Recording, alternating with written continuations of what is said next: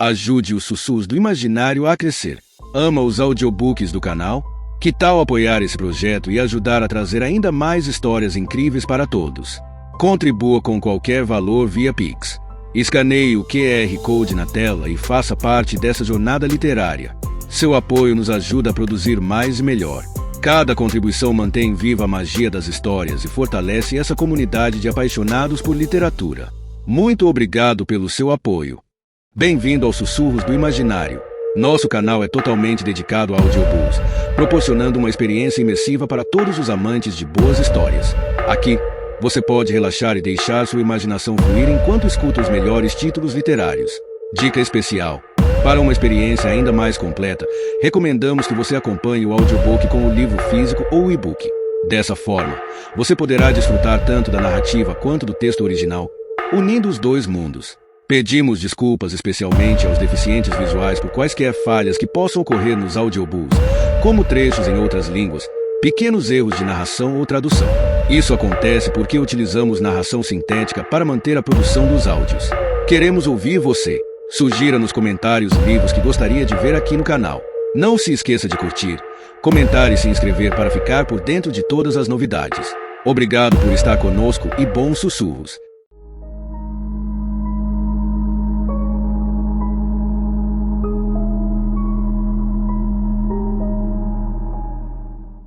Capítulo 51. A chegada de Elora. Léori Durkin era um homem alto e magro, com um rosto melancólico coroado por uma exuberante cabeleira ruiva.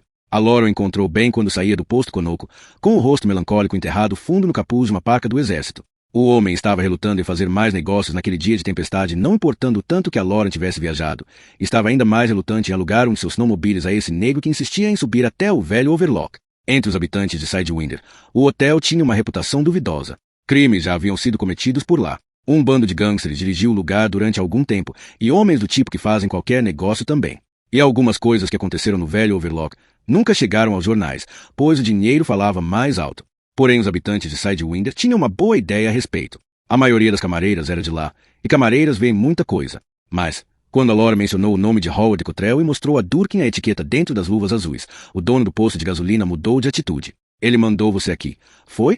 Perguntou Durkin, abrindo uma das garagens levando Elora para dentro. É bom saber que o velho ainda tem juízo. Pensei que não tivesse mais. Acendeu as lâmpadas fluorescentes velhas e muito sujas. Agora, me diga, o que, diabo, você quer naquele lugar lá em cima? Cara, Elora começou a perder a calma. Os últimos quilômetros para Sidewinder tinham sido muito difíceis. Uma lufada de vento, que não devia estar a menos de 90 km por hora, fez o carro dar uma derrapada de 360 graus. E havia ainda alguns quilômetros a percorrer, e só Deus sabia o que o esperava. Estava aterrorizado pelo menino. Já eram quase 10 para 7 da noite e tinha ainda que desfiar o rosário novamente. Alguém está em dificuldade lá em cima, disse, com muito cuidado. O filho do zelador. Quem? O filho dos Torrance? Que tipo de dificuldade? Não sei, resmungou Elora. Estava doente com o tempo que isto tomava. Conversava com um homem de cidade do interior e ele sabia que todos os homens de cidade do interior sentem uma necessidade semelhante de abordar os negócios de maneira oblíqua, de farejar bem as coisas antes de mergulhar de cabeça. Mas não havia tempo, pois agora ele era um crioulo apavorado. Se continuasse por muito tempo com esse papo, poderia resolver pegar e sair correndo. Olhe, disse, por favor, preciso ir até lá em cima e preciso de um snowmobile para chegar lá. Pago o seu preço, mas, pelo amor de Deus, me deixe resolver os meus problemas. Muito bem, falou Durkin, imperturbável. Se Howard mandou, basta. Leve este Arctic Cat. Vou colocar 25 litros de gasolina na lata de reserva. O tanque está cheio. Vai dar para subir e descer, eu acho. Obrigado, disse Elora, ainda inquieto. São $20. Isso inclui a gasolina. Elora tirou uma nota de 20 da carteira e lhe entregou. Durkin enfiou-a em um dos bolsos da camisa, sem nem olhar. Acho melhor a gente trocar de casaco também, disse Durkin, tirando a paca. O seu não vai valer nada esta noite. Você me devolve quando trouxer o snowmobile. Que é isto? Eu não posso. Deixe de besteira comigo, interrompeu Durkin, ainda com calma. Não quero que fique congelado. Só tenho que andar 2 quarteirões. Estou em casa. Deixe disso. Um pouco espantado, Elora trocou seu casaco pelo de Durkin com forro de pele e capuz. As lâmpadas fluorescentes zumbiam, fazendo lembrar-se da cozinha do Overlock. O filho dos Torrance, disse Durkin, meneando a cabeça. É um menino bonitinho, não é? Ele e o pai costumavam vir até aqui antes de a neve começar a cair no duro. Quase sempre no caminhão do hotel. Eles pareciam tão apegados. Aquilo sim é um menininho que gosta do pai. Espero que ele esteja bem. Eu também. Elora levantou o zíper e fechou o capuz. Deixe eu te ajudar a levar isso lá para fora, disse Durkin. Empurraram o snowmobile pelo chão de concreto, cheio de manchas de óleo. Já dirigiu antes? Não. Bem, não há nada demais. As instruções estão pregadas ali no painel, mas o negócio é basicamente parar e andar. O acelerador está aqui, que nem acelerador de moto. O freio é do outro lado. Se incline com ele nas curvas. Esta gracinha aqui faz 110 km em neve dura, mas nesse paldeiro não vai conseguir passar de 80 e já vai ser muito. Estavam agora na área da frente do posto de gasolina, cheia de neve, e Durkin falava alto para se fazer entender na ventania. Fique na estrada, gritou no ouvido de Alora. Fique de olho nos mourões do guarda-rail e nas placas, e você vai ficar bem, eu acho. Se sair da estrada, morre. Entendeu? Alora fez que sim com a cabeça. Espere um minuto, disse Durkin, e correu à garagem. Enquanto o outro não voltava, Alora ligou a chave e apertou um pouco o acelerador. O snowmobile encheu-se de vida. Durkin voltou com uma máscara de esqui vermelha e preta. Ponha isto embaixo do capuz, gritou. Alora apanhou-a. Era apertada, mas cortava o vento que batia nas faces, testa e queixo. Durkin inclinou-se para se fazer ouvir. Acho que você deve ficar sabendo dessas coisas do mesmo jeito que ouvi e sabe às vezes, disse. Isso não importa, mas aquele lugar tem uma péssima reputação por aqui. Posso dar-lhe um rifle, se quiser. Não acho que vai ser preciso, gritou Alora. Você manda. Mas se você pegar o garoto, traga ele para a rua Pitt, 16. A patroa vai deixar uma sopinha preparada. Certo. Obrigado por tudo. Cuidado, gritou Durkin. Fique na estrada. Alora assentiu com a cabeça e acelerou devagar. O snowmobile foi para frente, o farol cortando a neve que caía forte com um cone claro de luz. Viu a mão levantada de Durkin pelo espelho retrovisor e levantou a sua. Virou o guidão para a esquerda e tomou a rua principal, o snowmobile andando suave pela luz dos postes da rua. O velocímetro marcava 50. Eram 19h10. No overlock, Wendy e Danny dormiam, e Jack Torrance discutia sobre questão de vida e morte com o zelador anterior. 5 quarteirões depois, os postes de luz acabaram. Durante 800 metros havia pequenas casas, todas muito bem fechadas contra a tempestade, e depois somente a escuridão e o assobio do vento. Novamente na escuridão, sem nenhuma luz a não ser o facho fino do farol do snowmobile, o pavor envolveu, um medo infantil, sinistro e desalentador. Nunca se sentirá tão só. Por vários minutos, enquanto as luzes de Sidewinder desapareciam no retrovisor, a vontade de voltar era quase incontrolável. Refletiu que, mesmo com toda boa vontade e preocupação com o filho de Jack Torrance, Durkin não se oferecerá para levar o outro snowmobile e subir junto com ele. Aquele lugar tem uma péssima reputação por aqui. Trincando os dentes, apertou o acelerador e viu o ponteiro do velocímetro passar pelos 60 e parar nos 70. Parecia estar indo incrivelmente rápido e, ao mesmo tempo, temia que não fosse rápido o suficiente. A esta velocidade, levaria quase 1 hora para chegar ao overlock. Mas se fosse uma velocidade maior, corria o risco de não chegar a lugar algum. Mantinha os olhos fixos no guarda-rail e nos refletores do tamanho de uma moeda, colocado sobre cada um dos postinhos no que, em outras épocas, seria o acostamento. Muitos deles estavam escondidos sob a neve. Por 2 vezes, viu placas com sinais de curva muito tarde e sentiu o snowmobile subindo os montes que disfarçavam a ribanceira antes de voltar para o que seria, no verão, o leito da estrada. O odômetro contava a quilometragem com uma lentidão enlouquecedora, 8, 16 e finalmente 24. Mesmo sob a máscara de esqui, seu rosto começava a ficar duro e as pernas dormentes. Acho que daria $100 por um par de calças de esqui. A cada mudança de quilômetro, seu medo aumentava, como se o lugar tivesse uma atmosfera de veneno que se tornava cada vez mais densa à medida que se aproximava. Era assim antes? Nunca gostara muito do overlock, e havia outros que compartilhavam seu sentimento, mas nunca tinha sido assim. Ele ouvia a voz que quase o destruíra antes de Sidewinder ainda querendo entrar, passar por suas defesas para chegar até a carne macia. Se ela foi forte há 40 quilômetros atrás, como seria agora? Não podia afastá-la inteiramente. Um pouco dela estava se infiltrando, enchendo seu cérebro com imagens sinistras. Trazia cada vez mais a imagem de uma mulher ferida dentro do banheiro com as mãos levantadas querendo proteger-se. Sentiu cada vez mais que aquela mulher devia ser. Deus, cuidado. A barreira se aproximava como se fosse um trem de carga. Pensando besteira, não viu a placa. Jogou o guidão para a direita e o snowmobile deu meia volta, inclinando-se. Do lado de baixo veio o som de metal sobre pedra. Pensou que fosse capotar, mas conseguiu equilibrar-se antes de deslizar até uma superfície mais ou menos nivelada da estrada. Depois, a ribanceira estava à sua frente, o farol mostrando o fim da neve e a escuridão adiante. Virou o guidão mais uma vez, com o coração na garganta. Fique na estrada, Dick, velho camarada. Alora se obrigou a girar o acelerador mais um pouco. O ponteiro do velocímetro estava agora abaixo dos 80. O vento uivava. O farol rasgava a escuridão. Algum tempo depois, viu numa curva uma luz brilhando adiante. Apenas um vislumbre. Em seguida, foi encoberta por uma elevação. A luz foi tão breve que chegou a desejar que uma outra curva trouxesse novamente um pouco mais próxima, por mais alguns segundos. Desta vez não questionou se era real. Já vira aquela luz deste ângulo várias vezes antes. Era o overlock. Parecia que as luzes eram do primeiro andar e do saguão. Parte de seu pavor, o medo de sair da estrada ou arrebentar o snowmobile numa curva despercebida, desapareceu por completo. O snowmobile cobria com estabilidade a primeira metade de uma curva em S que agora ele se lembrava palmo a palmo, quando o farol focalizou ó santo Deus, o que é aquilo, na estrada adiante dele. Pintado em severos pretos e brancos, a Laura, a princípio, pensou que fosse algum lobo imenso que descera com a tempestade. Em seguida, ao aproximar-se, reconheceu e o pavor bloqueou-lhe a garganta. Não um lobo, mas um leão. Um leão de arbusto. Suas feições eram uma máscara de sombra e neve, as ancas rijas para um salto. E realmente saltou, espalhando neve em volta das patas traseiras numa explosão silenciosa de cristais. A Lauren gritou e virou o guidão para a direita, com força, baixando o corpo ao mesmo tempo. A dor de um arranhão profundo tomou conta do rosto, pescoço e ombros. A parte de trás da máscara de esqui foi rasgada. Ele foi atirado para fora do snowmobile. Bateu na neve, abriu uma trilha nela e rolou. Sentia o leão vindo em sua direção. No focinho havia um cheiro amargo de folhas verdes e azevim. Uma pata imensa de folhas atingiu nas costas, e ele voou a 3 metros de altura e caiu estirado no chão como um capacho. Viu o snowmobile, sem motorista, chocar-se contra a barreira, a traseira levantada, o farol buscando o céu. O veículo caiu com um estrondo e parou. Em seguida, o leão estava em cima de Alora. Havia um crepitar e farfalhar de folhas. Algo destruindo o capuz, rasgando, deviam ser galhos duros, mas Alora sabia que eram garras. Você não existe, gritou Alora para o leão que rosnava. Você não existe de jeito nenhum.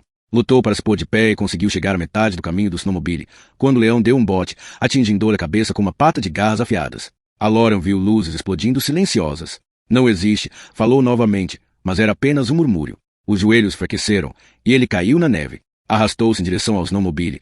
O lado direito do rosto era um cachecol de sangue. O leão atacou mais uma vez, virando de barriga para cima como uma tartaruga. Rosnava jocosamente. Alora lutou para alcançar o snowmobile. O que necessitava estava lá. E, então, o leão atirou-se sobre ele novamente, rasgando e ferindo.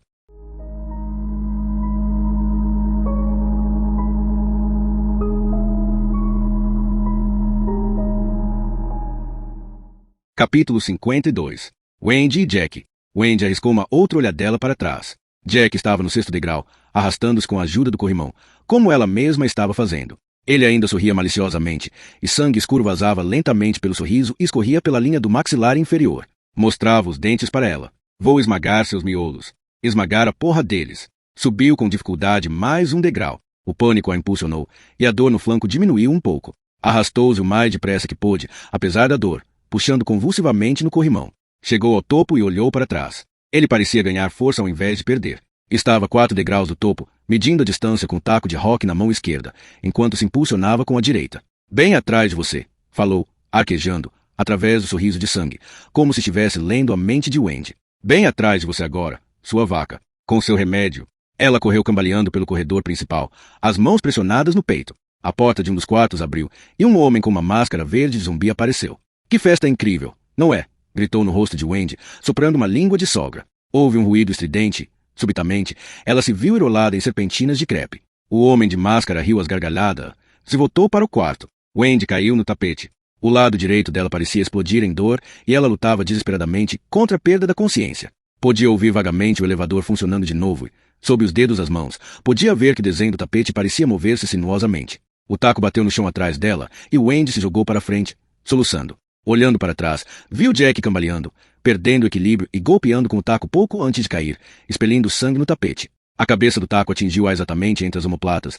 Por um momento a agonia foi tão grande que ela conseguia apenas se contorcer, com as mãos abrindo e fechando. Alguma coisa dentro dela tinha se partido. Ouviu perfeitamente. Por uns poucos momentos, sabia disso apenas de maneira limitada e abafada, como se estivesse simplesmente observando estas coisas através de um invólucro nebuloso de gaze. Em seguida, recobrou a consciência, o pavor e a dor. Jack tentava se levantar para concluir o trabalho. Wendy também tentava se pôr de pé e viu que era impossível. O esforço parecia provocar uma corrente elétrica em suas costas. Começou a se arrastar. Jack arrastava-se atrás, usando o taco de rock como muleta ou bengala. Ela chegou ao corredor curto e fez a volta, usando as mãos no ângulo da parede para passar. Seu pavor aumentou. Não achava que fosse possível, mas era. Era 100 vezes pior não poder vê-lo ou saber o quanto ele tinha se aproximado. Arrancava pelos do tapete ao arrastar-se e estava na metade deste pequeno corredor, quando viu que a porta de seu quarto estava aberta. Dane! Ó Deus! Forçou-se para se pôr de joelhos e arranhou o papel de parede de seda na tentativa de se pôr de pé. As unhas se soltaram um pouco. Ignorou a dor e, andando sem firmeza, passou pela porta, enquanto Jack dobrava o corredor e começava a vir em direção à porta aberta, apoiado no taco de rock. Ela se apoiou na penteadeira, firmou-se e agarrou o portal. Você não fecha essa porta, gritava o marido. Maldita seja, não se atreva a fechá-la. Ela bateu e trancou a porta. A mão esquerda tateou o tampo da penteadeira, derrubando moedas que rolaram em todas as direções. A mão buscou o chaveiro, no mesmo instante em que o taco batia sobre a porta, fazendo-a tremer. Enfiou a chave na fechadura na segunda tentativa e a girou para a direita. Ao escutar ruído da fechadura travando, Jack gritou. O taco batia na porta numa série de estrondos que a faziam recuar. Como poderia ele estar fazendo isso com uma faca enfiada nas costas? Onde encontrava força? Ela quis gritar porque não morre, para a porta trancada. Em vez disso, deu-lhe as costas. Ela e Danny teriam que se trancar no banheiro, no caso de Jack arrebentar a porta. A ideia de fugir pelo elevador de comida passou-lhe loucamente pela cabeça, mas ela rejeitou. Danny era pequeno e poderia entrar, mas ela não conseguiria controlar a corda. Ele despencaria até o fundo. Teria que ser no banheiro. E se Jack entrasse ali? Mas Wendy não se permitiu pensar nisso. Danny, meu bem, vai ter que acordar a Gui. Mas a cama estava vazia. Quando o filho entrará num sono mais profundo, ela jogará os cobertores e o edredom em cima dele. Agora, eles estavam jogados para trás. Vou pegar você. Vociferou Jack. Vou pegar vocês dois. Cada palavra era pontuada por um baque do taco de rock, mas Wendy ignorava as duas coisas. Toda a sua atenção estava voltada para aquela cama vazia. Venha para fora. Abra esta maldita porta. Danny? Sussurrou ela. Claro, quando Jack a atacou. Ele certamente tinha captado isso, como sempre acontecia com as emoções violentas. Talvez ele tivesse visto a coisa toda num pesadelo. Estava escondido. Ela se ajoelhou desajeitadamente, sentindo dor na perna inchada e ensanguentada, e olhou debaixo da cama. Nada ali, somente bolas de poeira e os chinelos do marido. Jack gritou seu nome. Desta vez, quando golpeou com o taco, uma lasca comprida de madeira pulou da porta e estalou no soalho. A outra pancada teve o som de uma rachadura, o ruído de madeira velha sob uma machadinha. A cabeça do taco suja de sangue abrirá um buraco na porta, e subia e descia, espalhando pedaços de madeira por todo o quarto. Wendy se levantou novamente, usando o pé da cama como apoio, mancando, atravessou o quarto até o armário de roupas. As costelas quebradas a espetavam, fazendo-a gemer. Danny? Wendy afastou para o lado freneticamente as roupas penduradas, aflita. Algumas escorregavam dos cabides e caíam no chão. Ele não estava no armário. Caminhou, mancando, em direção ao banheiro. Chegando à porta, olhou para trás. O taco continuava a bater, alargando o buraco, e então uma mão apareceu, tateando à procura do trinco. Viu, apavorada, que deixará o chaveiro de Jack balançando na fechadura. A mão abriu o ferrolho e, ao fazê-lo, esbarrou no chaveiro. As chaves balançavam. A mão agarrou-as vitoriosa. Com um soluço, arrastou-se para dentro do banheiro e bateu a porta, no mesmo instante em que a porta do quarto abriu, e Jack entrou berrando. Wendy trancou a porta, olhando ao redor desesperada. O banheiro estava vazio. Danny também não estava lá. Ao olhar-se no espelho do armário de remédio, viu o próprio rosto coberto de sangue e ficou contente. Nunca fora a favor de as crianças testemunharem pequenas discussões dos pais. E, talvez, a coisa que estava agora delirando pelo quarto, quebrando coisas, finalmente desmoronaria antes se pudesse ir atrás do filho dela. Talvez, pensou, fosse possível provocar mais danos ainda à coisa, matá-la. Talvez. Seus olhos passaram pela superfície de porcelana do banheiro, procurando por algo que pudesse servir de arma. Havia um sabonete, mas, mesmo enrolado numa toalha, ela não achava que pudesse ser letal. Tudo mais estava pregado no chão ou na parede. Deus, não haveria nada que pudesse fazer? Por trás da porta, os ruídos animalescos de destruição continuavam, seguidos por gritos de que eles tomariam seu remédio e pagariam pelo que tinham feito com ele. Ele lhes mostraria quem mandava ali. Eles não valiam nada, os dois. Houve um estrondo quando o toca-discos foi virado, um estampido surdo quando o tubo de imagem do televisor de segunda mão foi atingido, o tilintar de vidro de janela, seguido de uma corrente de ar frio por baixo da porta do banheiro. Uma pancada surda quando os colchões foram arrancados das camas onde dormiram juntos, lado a lado. Estrondos, quando Jack atacava as paredes indiscriminadamente com o taco. Não havia nada do verdadeiro Jack naquela voz petulante, que berrava e dizia disparates. Alternava tons baixos de autopiedade com gritos altos. Lembravam Wendy dos gritos reprimentes que ela ouvirá na ala de geriatria do hospital onde trabalhará durante as férias de verão, quando era ainda estudante do ensino médio. Demência senil. Jack não estava mais lá fora. Ela ouvia a voz irada e lunática do próprio Overlock. O taco atingiu a porta do banheiro, derrubando um enorme pedaço do compensado fino. Metade de um rosto louco e determinada encarou. A boca, faces e garganta estavam cobertas de sangue. O único olho que conseguia ver estava miúdo e brilhante. Não tem para onde correr, sua vagabunda, disse-lhe ofegante, por entre o sorriso. O taco baixou novamente, derrubando lascas de madeira para dentro da banheira e contra a superfície refletora do armário de remédios. O armário de remédios. Um lamento desesperado escapou enquanto ela se virou, a dor momentaneamente esquecida, e abriu a porta espelhada do armário.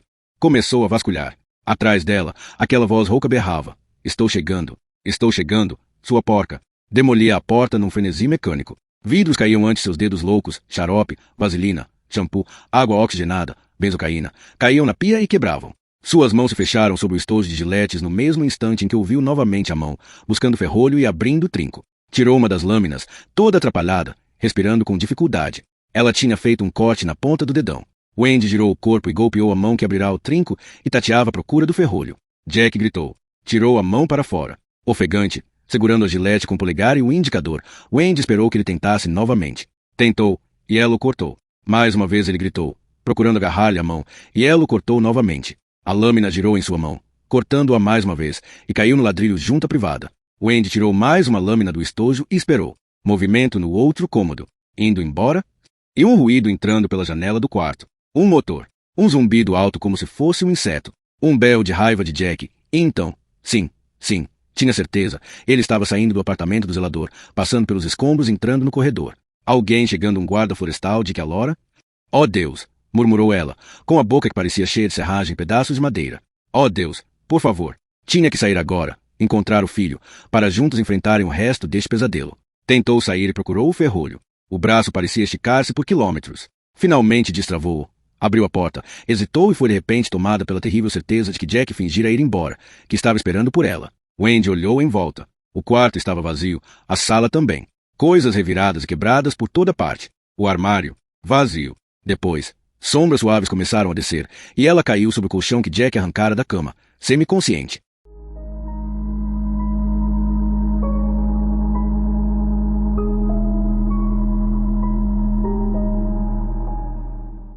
Capítulo 53. A Laura derrubado. A Laura conseguiu chegar ao snowmobile virado, exatamente no momento em que, a 2 quilômetros dali, Wendy se arrastava no curto corredor que levava ao apartamento do zelador.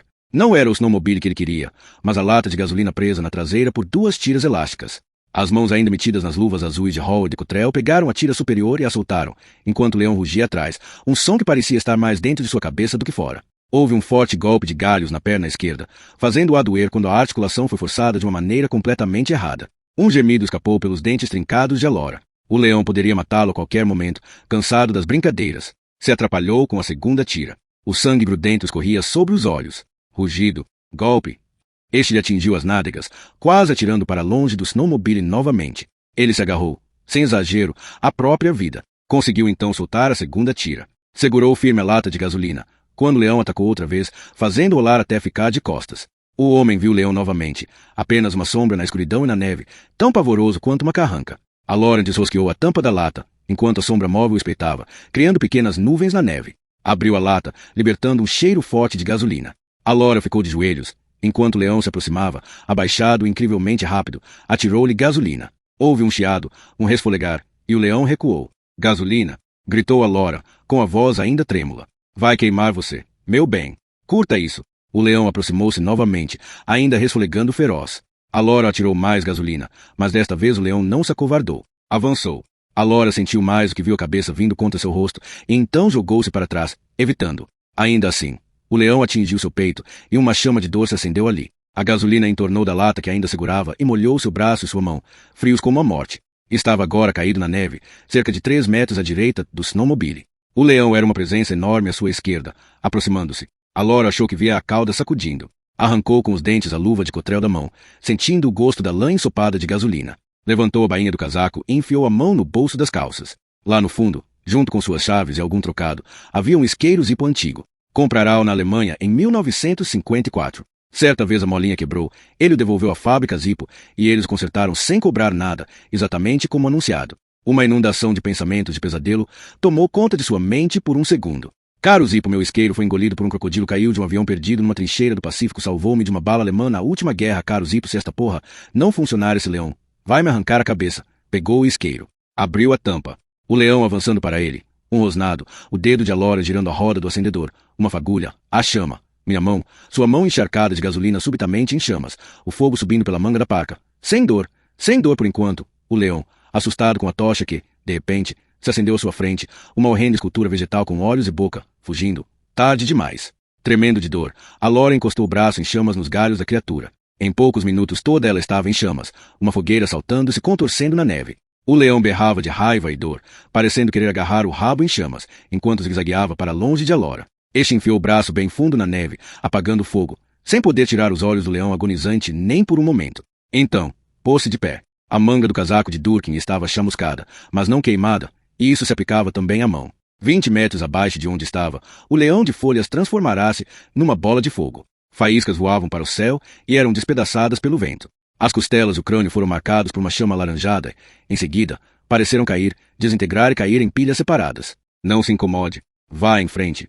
Pegou a lata de gasolina e a colocou com dificuldade no snowmobile. A consciência dele parecia ir e vir, oferecendo-lhe cenas familiares, lampejos apenas. Em uma delas, a Lauren viu-se puxando o snowmobile para seu caminho e se sentando nele, sem fôlego e sem poder mover-se, durante alguns momentos. Em outra, ele estava prendendo novamente a lata de gasolina, que ainda estava pela metade. A cabeça latejava terrivelmente por causa do cheiro da gasolina e em consequência da luta com o leão, supunha, e viu, na neve, que vomitara, mas não se lembrava quando. O snowmobile, com o motor ainda quente, pegou imediatamente. Apertou o acelerador, e o movimento inicial foi uma série de solavancos, o que fez a cabeça doer ainda com mais força. A princípio, o snowmobile zigue-zagueou, mas o fato de ficar com metade do rosto acima do para-brisa e exposto ao vento forte eliminou um pouco a letargia. Apertou mais o acelerador. Onde estão os outros animais de arbustos? Não sabia, mas pelo menos não seria apanhado desprevenido novamente. O overlock apareceu diante dele, as janelas do primeiro andar iluminado, lançando retângulos amarelos sobre a neve. O portão da entrada estava trancado, e ele desceu do snowmobile depois de olhar cuidadosamente em volta, rezando para que não tivesse perdido as chaves quando tirou o isqueiro do bolso. Não, estavam lá. Apanhou-as ajudado pela luz do farol do snowmobile. Pegou a chave certa e abriu o cadeado, deixando cair na neve. A princípio, não achou que fosse conseguir abrir o portão. Afastou, aflito, a neve em volta dele, sem pensar na dor de cabeça e no medo de que outros leões estivessem espreitando. Conseguiu abri-lo cerca de 50 centímetros, esgueirou-se pela abertura e empurrou. Conseguiu abrir mais uns 60 centímetros, espaço bastante para o snowmobile, e o atravessou. Percebeu o movimento adiante na escuridão. Os animais de arbustos, todos eles, estavam agrupados junto aos degraus do overlock, guardando a entrada e a saída. Os leões espreitavam. O cachorro estava com as patas dianteiras no primeiro degrau. A Laura apertou o acelerador. O snowmobile foi à frente, levantando neve atrás. No apartamento do zelador, a cabeça de Jack Torrance virou-se repentinamente em resposta ao zumbido alto do motor, como de uma vespa que se aproximava, e, de repente, ele começou a se mover com dificuldade para o corredor. A vaca não era importante agora. A vaca podia esperar. Agora era a vez do crioulo sujo. Esse crioulo sujo e intrometido se metendo onde não foi chamado. Primeiro ele, depois o filho. Mostraria a eles. Mostraria bem que ele era recurso humano de primeira qualidade para a gerência. Lá fora, o snowmobile voava como um foguete. O hotel parecia lançar-se sobre ele. A neve batia no rosto de Alora. O farol iluminou a cara do compastor, com seus olhos inexpressivos e ocos. Em seguida o cão recuou, deixando uma abertura. Alora girou o volante com toda a força que lhe estava, e o snowmobile fez um semicírculo fechado, arremessando nuvens de neve, ameaçando derrubá-lo. A traseira bateu nos pés da escada da varanda e ricocheteou. Num piscar de olhos, Alora estava fora, subindo as escadas. Cambaleou, caiu, levantou-se. O cachorro rosnava, novamente em sua cabeça, junto dele. Alguma coisa arranhou o ombro do casaco. Em seguida, ele estava na varanda, no corredor estreito que Jack fizera no meio da neve, a salvo. Eles eram muito grandes para caberem ali. Chegou às grandes portas duplas do saguão e mais uma vez procurou as chaves. Enquanto as buscava, experimentou girar a maçaneta e a porta abriu. Entrou. Danny! Gritou rouco. Danny, onde está? Silêncio novamente. Seus olhos percorreram o saguão até os pés da escada e um suspiro lhe escapou. O tapete estava sujo de sangue. Havia um pedaço de tecido cor-de-rosa. As pegadas de sangue levavam à escada. O corrimão também estava sujo. Oh Jesus! Murmurou e levantou a voz novamente. Danny! Danny! O silêncio do hotel parecia zombar dele com os ecos. Danny? Quem é Danny? Alguém aqui conhece um tal de Danny? Danny! Danny! Quem está com Danny? Alguém quer jogar com Danny? Brincar com Danny? Saia daqui, negrinho. Ninguém nunca viu Danny mais gordo. Jesus, teria ele passado por tudo aquilo e chegado muito tarde. Já teria sido feito? Subiu as escadas correndo, de 2 em 2 degraus, e parou no primeiro andar. O sangue ia até o apartamento do zelador. O horror cresceu em suas veias no cérebro, enquanto começava a andar pelo corredor curto. Enfrentar os animais de arbusto tinha sido ruim, mas isto era pior. No fundo, tinha certeza do que iria encontrar quando chegasse. Não tinha pressa em ver. Jack estava escondido no elevador, quando a Laura subiu as escadas. Agora saiu, para seguir a figura de casaco coberto de neve, como um fantasma ensanguentado, com um sorriso nos lábios. O taco de rock estava levantado tão alto quanto a dor feia e dilacerante que sentia nas costas. A vaca me espetou, não me lembro? Permitia. Negrinho, murmurou. Vou lhe ensinar a não meter o nariz onde não foi chamado. A Laura ouviu o assobio e começou a se virar, a se abaixar, e o taco de rock desceu assobiando. O capuz do casaco amorteceu a pancada, mas não o bastante. Um foguete explodiu em sua cabeça e ele viu estrelas. E depois nada. Cambaleou contra o papel de parede de seda, e Jack atacou novamente, o taco sendo golpeado de lado desta vez, quebrando o osso da face de Alora e a maior parte dos dentes do lado esquerdo. Ele tombou flacidamente. Agora, murmurou Jack. Agora, por Deus. Onde estava Dani? Tinha negócios a acertar com o filho desobediente. 3 minutos depois, a porta do elevador batia no escuro terceiro andar. Jack Torrance estava ali sozinho. O carro parara abaixo do piso e foi preciso que ele desse um impulso para sair no terceiro andar, contorcendo-se de dor como um aleijado. Arrastava o taco lascado. No telhado, o vento assobiava e uivava. Jack virou os olhos. Havia sangue e confete em seu cabelo. O filho estava ali em cima, em algum lugar. Podia sentir. Deixado sozinho, faria qualquer coisa. Riscar o elegante papel de parede de seda com os lápis de cor, estragar os móveis, quebrar as janelas. Era um mentiroso e um trapaceiro e teria que ser castigado severamente. Jack Torrance fez esforço para se pôr de pé. Dani? Chamou. Dani, venha cá um minuto, por favor. Você fez uma coisa errada, e eu quero que você venha cá e tome seu remédio como um homem. Dani? Dani.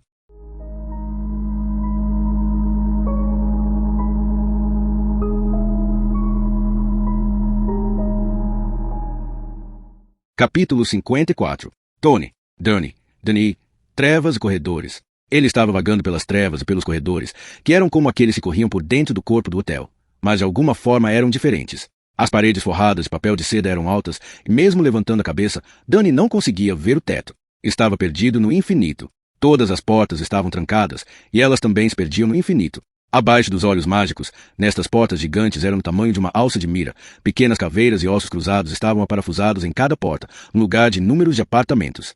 E, em algum lugar, Tony o chamava. Dani. Houve um ruído de pancadas, de um tipo que ele conhecia bem, e gritos roucos, ao longe. Não conseguia entender bem palavra por palavra, mas agora entendia o texto muito bem. Já o ouvirá antes, em sonhos e acordado. Parou.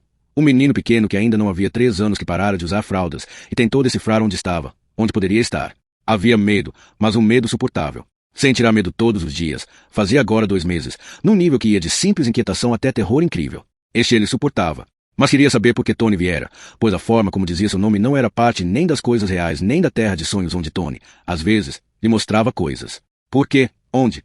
Dani. Lá embaixo no corredor gigante, quase tão pequena quanto o próprio Dani, estava uma figura escura. Tony. Onde estou? Gritou, suave, para Tony. Dormindo, disse Tony. Dormindo no quarto de sua mãe e de seu pai. Havia tristeza na voz de Tony. Dani, sua mãe vai ser muito machucada. Talvez seja morta. O senhor Alora também. Não. O menino gritou com uma tristeza distante, um terror que parecia abafado pelo ambiente de sonho e melancolia. No entanto, imagens de morte apareciam. Um sapo morto pregado na estrada como uma estampa horrível, o relógio quebrado do pai por cima de uma caixa de sucata para ser jogado fora, túmulos com uma pessoa morta em cada um pássaro morto junto a um poste telefônico, as sobras que a mãe raspava dos pratos caindo na boca escura da lixeira. Não conseguia comparar este símbolo simples com a realidade complexa de sua mãe. Ela satisfazia sua definição infantil de eternidade. Ela existira quando ele ainda não era. Ela continuaria a ser quando ele deixasse novamente de ser. Dani aceitava a possibilidade de sua própria morte. Convivia com isso desde o encontro no apartamento 217. Mas não a dela. Não a de papai. Nunca. Começou a se debater, e as trevas do corredor começaram a tremular. A forma de Tony tornou-se quimérica, indistinta. Não, gritou Tony. Não faça isso, Dani. Ela não vai morrer. Não vai. Então, você tem que ajudá-la. Dani, você está num lugar profundo em sua mente. No lugar onde estou. Sou parte de você, Dani. Você é Tony. Você não é o meu eu. Quero mamãe. Eu não o trouxe aqui, Dani. Você mesmo se trouxe. Porque sabia. Não. Sempre soube, prosseguiu Tony, e começou a se aproximar. Pela primeira vez, Tony começou a se aproximar. Está mergulhado no fundo de você mesmo, num lugar onde nada penetra. Estamos sozinhos aqui, por algum tempo, Dani. Este é um overlock onde ninguém pode vir nunca. Aqui, os relógios não funcionam. Nenhuma chave serve para lhes dar corda. As portas nunca foram abertas e ninguém nunca ficou nos apartamentos. Mas você não pode ficar por muito tempo. Porque está chegando. Sussurrou Dani, com medo, e, ao fazê-lo, um ruído irregular de batidas parecia aproximar-se mais alto. O terror frio e distante de há poucos momentos tornou-se uma coisa imediata. Agora, as palavras saíam. Roucas, desprezíveis, eram proferidas numa imitação grosseira da voz de seu pai. Mas não era seu pai. Sabia disso agora. Sabia. Você mesmo se trouxe. Porque sabia. Oh, Tony, é meu pai? Gritou Dani. É meu pai que está vindo me pegar? Tony não respondeu. Mas Dani não precisava de resposta. Sabia. Houve aqui uma festa longa e horrível de máscaras que continuava durante anos. Aos poucos, uma força tinha se acumulado, tão secreta e silenciosa quanto juros numa conta bancária. Força, presença, forma, eram todas apenas palavras, e nenhuma delas era importante. Usava muitas máscaras, mas eram todas uma coisa só. Agora, em algum lugar, vinha em sua direção. Escondia-se por trás do rosto de papai, imitava a voz de papai, usava as roupas de papai. Mas não era papai. Não era seu pai. Tenho que ajudá-los. Gritou. E agora Tony estava exatamente à sua frente. E olhar para Tony era como se olhar num espelho mágico e se ver daí a 10 anos. Os olhos muito grandes e muito escuros, o queixo firme, a boca bem traçada, o cabelo louro como o de sua mãe. Mas os traços eram os do pai. Como se Tony, como se Daniel Anthony Torrance, que um dia seria, fosse um híbrido, misto de pai e filho, um fantasma de ambos, uma fusão. Tem que tentar ajudar, disse Tony. Mas seu pai, ele está com o hotel agora, Dani. É onde ele quer estar. O hotel quer você também, porque é muito ganancioso. Tony passou por ele, entrando nas sombras. Espere, gritou Dani. O que posso? Ele está perto agora, disse Tony ainda, indo embora. Tem que correr, esconder-se, ficar longe dele, ficar longe. Tony, não posso. Mas já começou, disse Tony. Vai se lembrar daquilo que seu pai esqueceu. Desapareceu. E de algum lugar ali perto vinha a voz de seu pai, aduladora. Dani, pode sair, velhinho. São só umas palmadas. Só isso. Aceite como um homem e pronto. Não precisamos de sua mãe, velhinho. Só eu e você, certo? Quando deixarmos esse pequeno castigo atrás de nós, seremos apenas eu e você. Dani correu. Atrás dele, o gênio da coisa rompeu a charada de normalidade. Venha cá, seu merdinha. Agora. Correu por um corredor comprido, ofegando. Dobrou para outro corredor. Subiu um lance de escada.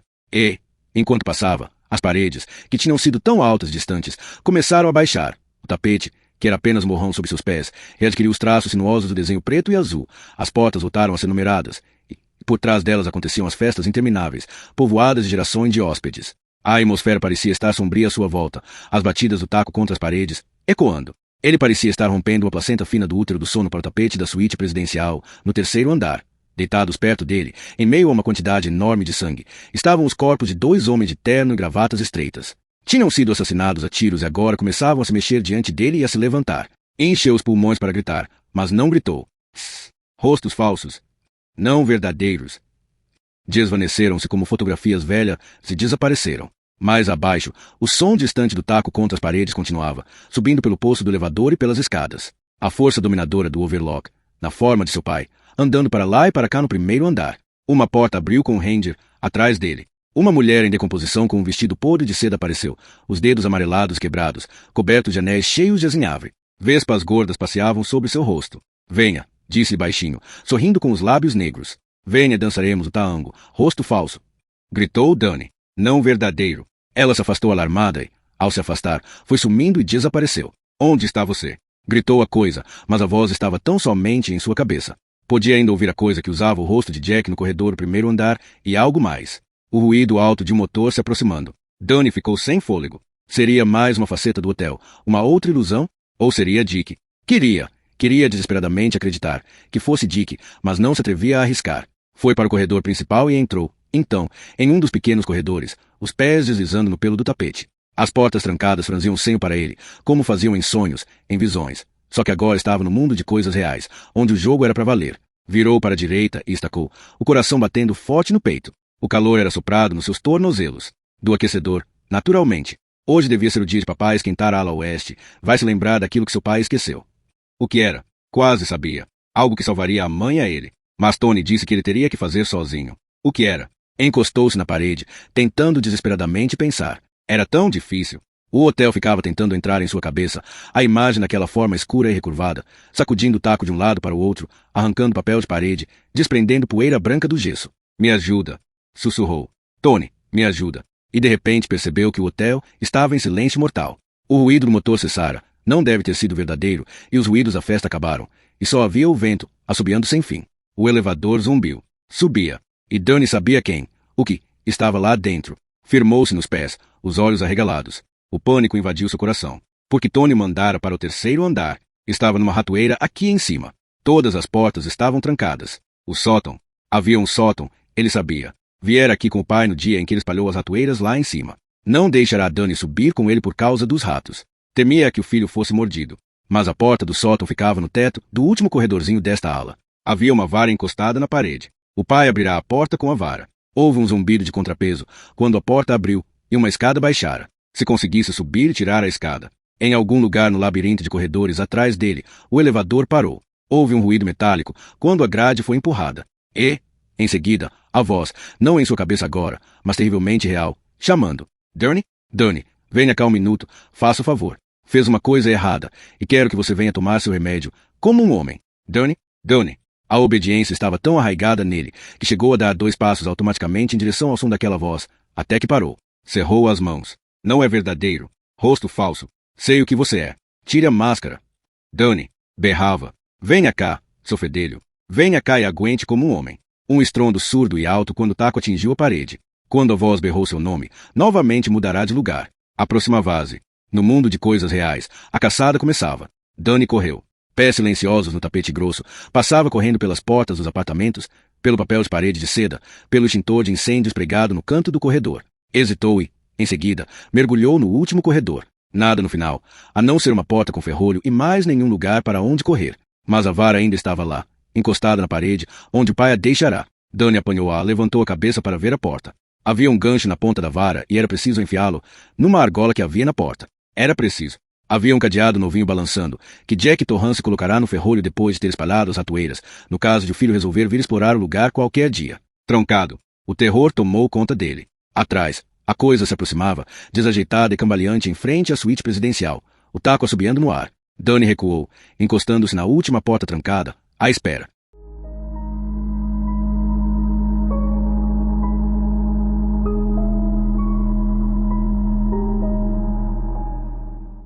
Capítulo 55. O que foi esquecido? Wendy voltou a si, a inconsciência desvanecendo, a dor tomando seu lugar. As costas, a perna, o quadril. Não achava que fosse possível mexer-se. Até os dedos doíam, e a princípio não sabia por quê. A lâmina de gilete era por isso. O cabelo louro, molhado e embaraçado, caía-lhe nos olhos. Afastou-o, e as costelas espetaram lá dentro, fazendo-a gemer. Via agora um pedaço de colchão azul e branco, sujo de sangue. O sangue dela ou talvez o de Jack. De qualquer forma, ainda estava fresco. Não ficará muito tempo desacordada. E isto era importante por quê? Por quê? Por quê? Foi do zumbido de inseto do motor que ela se lembrou primeiro. Por um momento, ela se concentrou estupidamente na memória. E, então, no mergulho vertiginoso e enjoativo, sua mente parecia faiscar de volta, mostrando-lhe tudo de uma vez. A Laura. Deve ter sido a Laura. Por qual outro motivo Jack sairia tão de repente, sem acabar com ela? Porque não estava mais tranquilo. Ele tinha que encontrar Durney rapidamente e fazê-lo antes que a Laura o impedisse. Ou será que já tinha acontecido? Podia ouvir o zumbido do elevador, subindo pelo poço. Não, Deus, por favor, não, o sangue ainda está fresco. Não deixe que já tenha acontecido. De algum modo, conseguiu pôr-se de pé e cambalear pelo quarto e pelas ruínas da sala até a porta quebrada. Abriu-a e foi até o corredor. Durney, gritou, estremecendo com a dor no peito. Senhora Laura, há alguém aí? Alguém? O elevador estava funcionando novamente e agora parou. Ouviu o ruído metálico da grade sendo aberta, logo em seguida, uma voz falando. Pode ter sido a imaginação dela. O vento estava muito alto para poder realmente saber. Encostada na parede, conseguiu chegar ao corredor principal. Estava quase virando quando o grito a paralisou, pairando na escada e no poço do elevador. Durney, venha cá, seu fedelho. Venha cá e aguente como um homem. Jack, no 2º ou 3º andar, procurando por Durney. Dobrou o corredor, tropeçou, quase caiu. Sem fôlego. Alguma coisa, alguém, encostada na parede alguns passos depois da escada. Andou mais depressa, estremecendo toda vez que seu peso caía sobre a perna machucada. Era um homem, ela viu, e ao se aproximar entendeu o significado do zumbido do motor. Era o Sr. Laura. Ele tinha vindo, afinal. Ajoelhou-se ao lado dele, rezando incoerentemente para que não estivesse morto. O nariz de Laura sangrava, e uma terrível placa de sangue saíra de sua boca. O lado do rosto era um hematoma inchado, mas respirava, graças a Deus. A respiração vinha em inspirações longas e duras, que lhe sacudiam o corpo. Ao olhá-lo mais de perto, os olhos de Wendy arregalaram-se. Uma das mangas do casaco que ele usava estava preta e chamuscada. Um dos lados estava rasgado. Havia sangue no cabelo e um arranhão superficial, mas feio, na nuca. Meu Deus, o que aconteceu com ele? Durney, a voz rouca e petulante berrava acima deles. Venha cá, desgraçado. Não havia tempo para reflexões. Começou a sacudi-lo, o rosto contraído com a dor nas costelas. Sentia um de seus lados inchado e quente. E se estiverem perfurando o pulmão quando me mexo? Não tinha jeito. Se Jack encontrasse Durney, Iria matá-lo, bateria nele com aquele taco até que o menino morresse, como tentará fazer com ela. Sacudiu a Laura e começou a dar tapas no lado do rosto, que não estava machucado. Acorde, disse. Senhora Laura, precisa acordar. Por favor, por favor. Lá de cima, as incansáveis batidas do taco, enquanto Jack procurava o filho. Danny ficou encostado na porta, olhando o ângulo reto onde os corredores se encontravam. As batidas constantes e regulares do taco contra as paredes ficaram mais altas. A coisa que o caçava gritava, uivava e xingava. Sonho e realidade se encontraram sem distinção. A coisa dobrou o corredor. De certa forma, o que Danny sentiu foi alívio. Não era seu pai. A máscara do rosto e corpo fora arrancada e partida e se transformou numa brincadeira de mau gosto. Não era seu pai. Não este show de horror de sábado à noite com os olhos virados, ombros curvados pesados, camisa ensopada de sangue. Não era seu pai. Ora, por Deus, suspirou. Enxugou os lábios com a mão trêmula. Agora você vai saber quem manda aqui. Vai ver. Não é você que eles querem. Sou eu. Eu. Bateu o taco arrebentado, disforme e estilhaçado pelos inúmeros impactos. Acertou a parede, cortando um círculo no papel de parede de seda. Poeira de gesso espalhou-se. A coisa começou a sorrir. Vamos ver se você faz aqueles seus truques agora, murmurou. Não nasci ontem, sabe? Não fui encontrado na porta da igreja. Por Deus. Vou cumprir meu dever de pai. Menino. Você não é meu pai, falou Danny. A coisa parou. Por um momento, ficou, na realidade, incerta, como se não estivesse segura de quem ou o que era. Depois, começou a andar novamente. O taco, assobiando, bateu numa porta e provocou um estrondo surdo. Seu mentiroso, disse. Quem mais eu poderia ser? Tenho as duas marcas registradas, o umbigo para fora e até o peru. Meu rapaz. Pergunte à sua mãe. Você é uma máscara, disse Danny. Só um rosto falso. O hotel só está usando você porque você não está tão morto quanto os outros. Mas, quando não tiver mais nada para fazer com você, você será absolutamente nada. Você não me assusta. Vou assustar você. Berrou a coisa. O taco bateu com força no chão, entre os pés de Danny. O menino não se mexeu. Você mentiu sobre mim. Você conspirou com ela. Vocês tramaram contra mim. Você foi desonesto. Colou no exame final.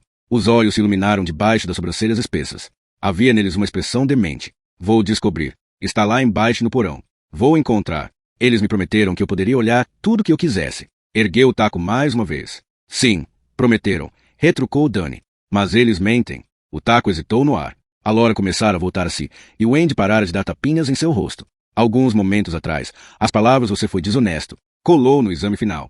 Flutuaram pelo poço do elevador, longe, quase inaudíveis na ventania. De algum lugar no fundo da ala oeste. Estava praticamente convencida de que estavam no terceiro andar, e que Jack, o que quer que tivesse possuído Jack, encontrara Danny. Não havia nada que ela ou a Laura pudessem fazer agora. Oh, velhinho, murmurou o Andy. Seus olhos encheram-se de lágrimas. Filho da puta, quebrou meu maxilar. Resmungou a Laura, com voz rouca. E minha cabeça tentou sentar-se. O olho esquerdo enegrecia rapidamente e inchava. Ainda assim, viu Andy. Senhora Torrance, SRH, fez ela. Onde está o menino? Senhora Torrance? No terceiro andar, respondeu Andy. Com o pai. Eles mentem, falou Danny novamente. Algo passará por sua cabeça, claro como um meteoro, muito rápido, muito claro para poder ser segurado. Só o rabo do pensamento sobrou. Está lá embaixo no porão em algum lugar. Vai se lembrar daquilo que seu pai esqueceu. Você não devia falar assim com seu pai, disse a coisa, com voz áspera. O taco tremeu e baixou. Só está piorando as coisas para você mesmo. Seu castigo. Pior. Cambaleou como um bêbado e olhou para Danny fixamente com autocompaixão que começou a se transformar em ódio. O taco começou a se erguer novamente. Você não é meu pai, repetiu Danny. E se existe algum resto de meu pai dentro de você, esse resto sabe que eles estão mentindo. Tudo é mentira e trapaça. Como o jogo com o dado viciado que meu pai colocou no meu sapato no Natal passado, como os embrulhos de presentes que põe nas vitrinas, e que meu pai diz que não há nada dentro, nenhum presente, são só caixas vazias. Só para enfeitar, meu pai diz. Você é uma coisa, não meu pai. Você é o hotel. E, quando conseguir o que quer, não vai dar nada a meu pai, porque você é egoísta. E meu pai sabe disso. Você teve que fazê-lo beber a coisa feia. Só assim conseguiu conquistá-lo, sua careta mentirosa. Mentiroso, mentiroso. As palavras saíam em gritos fortes. O taco balançou no ar. Bate, bate. Nunca vai conseguir de mim o que você quer. O rosto, na frente dele, modificou-se. Era difícil dizer como. Não houve mudança de traços fisionômicos. O corpo tremeu um pouco, e então as mãos ensanguentadas se abriram como garras quebradas. O taco caiu e bateu no tapete. Foi só. Mas, de repente, seu pai estava ali, olhando para ele em agonia mortal, e com uma tristeza tão grande que o coração de Danny ardeu dentro do peito. A boca arqueou trêmula. Velhinho, disse Jack Torrance. Fuja daqui. Rápido. E lembre-se do quanto eu amo você. Não, falou Danny. Oh, Danny, pelo amor de Deus. Não, repetiu Dani. Segurou uma das mãos ensanguentadas do pai e beijou-a. Está quase terminado. A Lauren pôs-se de pé, apoiando as costas na parede e se empurrando. Ele e Wendy se entreolharam como sobreviventes de um hospital bombardeado. Precisamos ir lá em cima, disse ele. Precisamos ajudá-lo. Os olhos assombrados no rosto pálido de Wendy fixaram-se nos dele. Já é tarde, falou Wendy. Agora, só ele pode ajudar-se. 1 minuto se passou, depois 2, 3. E então ouviram a coisa gritando, não de raiva ou triunfo agora, mas de terror mortal. Santo Deus, sussurrou a Laura. O que está acontecendo? Não sei, respondeu ela. Será que ele matou Dani? Não sei. O elevador voltou a funcionar e começou a descer com a coisa raivosa engaiolada no interior. Dani ficou imóvel. Não havia um lugar para onde pudesse correr onde o Overlock não estivesse. Compreendeu isso de repente, total e claramente. Pela primeira vez na vida, tivera um pensamento adulto, um sentimento adulto, a essência de sua experiência neste lugar ruim, uma triste experiência. Mamãe e papai não podem me ajudar, e estou sozinho. Vá embora, disse o menino ao estranho ensanguentado à sua frente. Vá, saia daqui. Inclinou-se, exibindo o cabo da faca nas costas. Suas mãos fecharam-se em volta do taco novamente, mas, ao invés de apontar para Dani, inverteu, apontando o lado duro do taco para seu próprio rosto. O entendimento chegou rápido a Dani. Então, o taco começou a subir e descer, destruindo o resto da imagem de Jack Torrance. A coisa no corredor dançava uma estranha e confusa polca, o ritmo marcado pelo hediondo taco batendo vezes seguidas. Sangue sujou o papel de parede. Pedaços de osso saltaram no ar como teclas de piano quebradas. Era impossível dizer quanto tempo se passou. Mas, quando voltou sua atenção para Dani, seu pai desaparecera para sempre. O que restou do rosto se tornou uma estranha composição, muitos rostos misturados em um. Dani viu a mulher do 217, o homem-cachorro, o menino faminto que estava no anel de concreto. Máscaras tiradas, então, murmurou a coisa. Nada mais de interrupções. O taco ergueu-se uma última vez. Um tic-tac encheu os ouvidos de Dani. Alguma coisa mais a dizer? Perguntou a coisa. Tem certeza de que não quer correr? Brincar de pique, talvez? Tudo o que temos é tempo, você sabe. Uma eternidade de tempo. Ou devemos ficar por aqui? Tanto faz. Afinal de contas, estamos perdendo a festa. Sorriu com um dente quebrado. E então Dani lembrou. O que o pai tinha esquecido. Um triunfo repentino encheu-lhe o rosto. A coisa viu e hesitou confusa. A caldeira, gritou Dani. Não é regulada desde esta manhã. Está subindo. Vai explodir. Uma expressão grotesca de terror e crescente percepção apossou-se da coisa semi-destruída diante dele. O taco caiu de suas mãos e ricocheteou inofensivamente no tapete preto e azul. A caldeira, gritou a coisa. Oh, não. Isso não pode ser. Claro que não. Não. Seu fedelho desgraçado. Claro que não. Oh, sim. Gritou Dani, com força. Começou a saltitar diante da coisa arruinada. A qualquer momento. Eu sei. A caldeira. Papai esqueceu a caldeira. E você esqueceu também. Não. Oh, não. Não pode. Não pode. Seu menino sujo. Farei você tomar o remédio. Farei você tomar até a última gota. Oh, não. Oh, não. De repente, virou-se de costas e começou a se afastar. Por um momento, sua sombra balançou na parede, crescendo e minguando. Deixava gritos como rastros, como serpentinas desenroladas. Momentos depois, o elevador funcionava. De repente, a luz interior estava sobre ele. Mamãe e senhora Lauren, que os meus amigos juntos vivos estão vivos, precisam sair, vai explodir até o céu, como um nascer de sol brilhante e forte. E ele correu. Um pé chutou o taco de rock ensanguentado e deformado para o lado. Não percebeu. Chorando, desceu as escadas. Precisavam sair.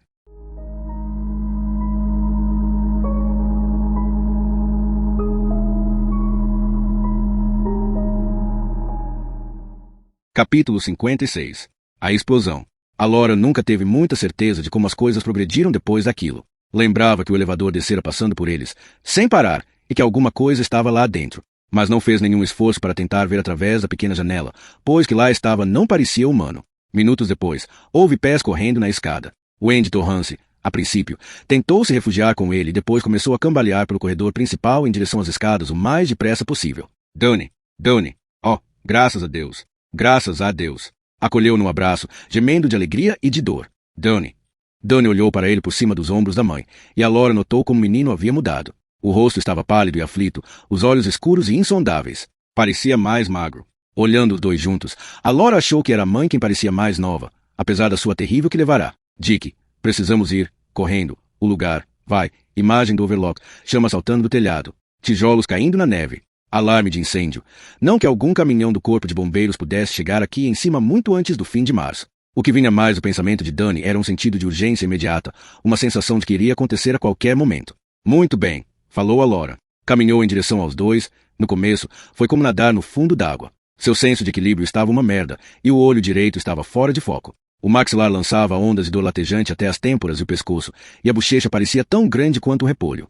Mas a urgência do menino o tinha incentivado e tornava o movimento mais fácil. Muito bem? Perguntou Wendy. Olhou a Laura e o filho e, de volta, a Laura. O que quer dizer com muito bem? Precisamos ir, falou a Laura. Não estou vestida. Minhas roupas. Dani soltou-se de seus braços, se correu pelo corredor. Ela o acompanhou com os olhos. Quando ele desapareceu no encontro dos dois corredores, voltou os olhos para Laura. E se ele voltar? Seu marido? Ele não é Jack, murmurou Wendy. Jack está morto. Este lugar o matou. Este maldito lugar. Bateu com as mãos na parede e gritou, pois seus dedos cortados doeram. É a caldeira, não é? É sim, senhora. Dani diz que vai explodir. Ótimo. A palavra saiu carregada de ódio. Não sei se posso descer esta escada novamente. Minhas costelas. Ele quebrou minhas costelas. E alguma coisa em minhas costas. Está doendo. Você vai conseguir, falou a Laura. Vamos todos conseguir. Mas, de repente, se lembrou dos animais de arbustos e imaginou o que fariam se estivessem guardando a saída. Dani voltava. Trazia as botas de Wendy, casaco e luvas e também seu casaco e luvas. Dani, disse a mãe. Suas botas. Tarde demais, respondeu o menino. Seus olhos fixaram-se neles com uma espécie de loucura desesperada. Olhou para Dick. De repente, a mente de Alora se fixou na imagem de um relógio sob uma redoma de vidro, o relógio do salão de baile que fora doado por um diplomata suíço em 1949. Os ponteiros do relógio marcavam 1 minuto para a meia-noite. Oh, meu Deus! Exclamou Alora. Oh, meu santo Deus! Passou um braço em volta de Wendy e a levantou. Passou outro braço em volta de Dani. Correu para a escada. Wendy gritou de dor, quando ele apertou suas costelas quebradas, como se alguma coisa estivesse sendo triturada, mas Alora não diminuiu o passo. Atirou-se pela escada com os dois nos braços. Um olho arregalado e desesperado, o outro inchado miúdo como uma fresta. Parecia um pirata de um olho só, raptando reféns para serem resgatados depois. De repente, a luz interior tomou conta dele e entendeu o que Dani quis dizer quando falou que era tarde demais. Podia sentir a explosão pronta para rebombar no porão e rasgar as entranhas deste lugar horroroso. Correu mais depressa, disparando pelo saguão até as portas duplas. A coisa correu pelo porão e entrou no brilho amarelo pálido da sala da fornalha. Babava de medo. Estivera tão perto de arrebatar o menino com seu poder terrível. Não poderia perder agora. Não podia acontecer. Vazaria a pressão da caldeira e depois castigaria o menino severamente. Não pode acontecer, gritou. Oh não, não pode acontecer. Cambaleava para a caldeira, que tinha um brilho vermelho na metade de seu corpo tubular. Ela soprava, chacoalhava e assobiava vapores em centenas de direções, como um órgão a vapor monstruoso. O ponteiro do manômetro estava no extremo final do marcador. Não, não será permitido, gritou o gerente e o zelador. Colocou as mãos de Jack Torrance na válvula, ignorando o cheiro de queimado que se espalhava e a pele que se queimava enquanto a roda incandescente afundava nas mãos, como que num suco de lama. A roda cedeu e, com um grito triunfante, a coisa girou com força. Um assobio gigante de vapor escapando saiu da caldeira, uma dúzia de dragões assobiando em concerto. Mas, antes de o vapor obscurecer a agulha do manômetro totalmente, o ponteiro começou visivelmente a balançar. Vence! Gritou. Saltava de contentamento na névoa quente que se erguia, sacudindo as mãos queimadas sobre a cabeça. Não é tarde demais. Vence! Não é tarde demais. Não. As palavras transformaram-se em um grito de triunfo, e o grito foi engolido no estrondo da explosão da caldeira do overlock. A Laura saiu correndo pelas portas dupla, se carregou os dois pela trincheira que passava pela neve da varanda. Viu claramente os animais, mais claro do que nunca, e, quando percebeu que seu medo fazia sentido, pois os animais estavam entre a varanda e o snowmobile, o hotel explodiu. Pareceu-lhe que tudo aconteceu de uma vez, apesar de depois saber que não poderia ter sido assim. Houve uma explosão, um som que parecia existir em uma nota baixa, difusa, vum, e, em seguida, houve um sopro de vento quente em suas costas, que parecia empurrá-lo gentilmente. Foram atirados da varanda, os três, e um pensamento confuso, é assim que o super-homem deve se sentir, passou pela mente de Alora, enquanto eles voavam no ar. O cozinheiro soltou os dois, em seguida, aterrissou suavemente na neve. Esta entrou por debaixo de sua camisa e no nariz, e Alora estava vagamente consciente de como era agradável aquele contato com seu rosto ferido. Depois lutou para subir no monte de neve, não pensando, nesse momento, nos animais de arbustos, nem em Wendy Torrance ou sequer no garoto. Em vez disso, rolou, ficando de costas na neve para ver o hotel morrendo. As janelas do overlock se estilhaçaram. No salão de baile, a redoma do relógio partiu-se em dois e caiu no chão. O relógio parou de funcionar. Suas peças ficaram imóveis. Houve um barulho sussurrante de suspiro e uma grande onda de poeira. No 217, a banheira de repente se partiu em duas, liberando uma pequena inundação de água esverdeada e fétida. Na suíte presidencial, o papel de parede de repente explodiu em chamas. As dobradiças da porta de vai-vem do salão colorado subitamente se partiram, e a porta caiu no chão no restaurante. Além do arco do porão, as grandes pilhas e pacotes de papel velho se incendiaram e foram consumidas com um assobio de maçarico. A água quente rolou sobre as chamas sem apagá-las. Como folhas de outono queimadas debaixo de um ninho de vespas, os papéis giravam e se enegreciam. A fornalha explodiu, estilhaçando os caibros do teto do porão, derrubando-os como ossos de um dinossauro. O jato de gás alimentara a fornalha, agora livre, erguia-se num mastro escandaloso de chamas pelo soalho rachado do saguão.